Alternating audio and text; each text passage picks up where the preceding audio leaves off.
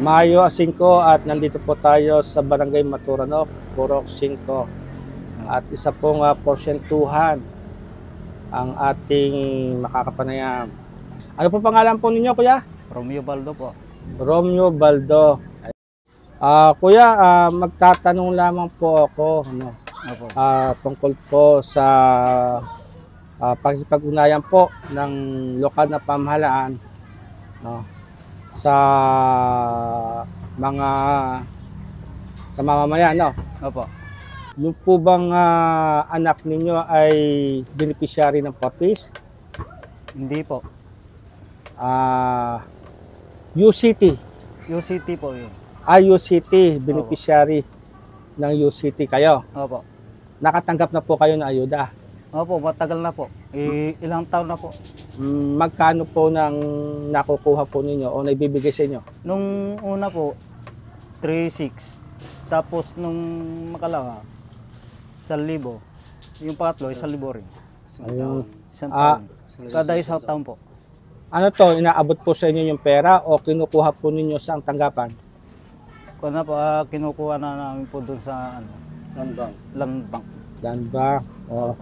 Sino po tumulong sa inyo? Ano opisina po ang tumulong sa inyo para kayo po maging beneficiary po ng UCT? Alam niyo po? Hindi po. Hindi po niyo alam.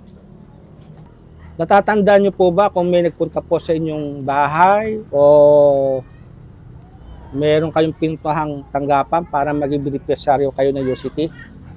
Wala po. Wala.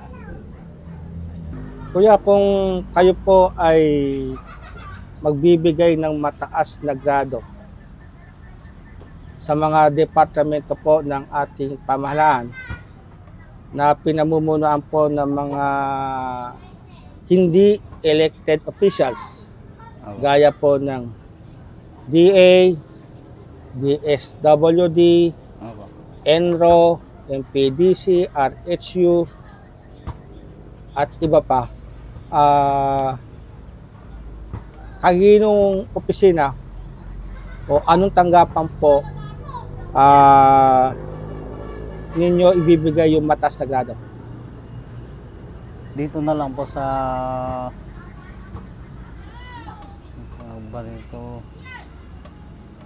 DSWD na lang po. DSWD. Bakit po? Gusto namin po yung pong matulungan po nila kami. Matulungan. Nakikipag-ugnayan po ba sila sa inyo? Ewan ko lang po, sir. Pero hindi po namin alam na tumutulong din po sila.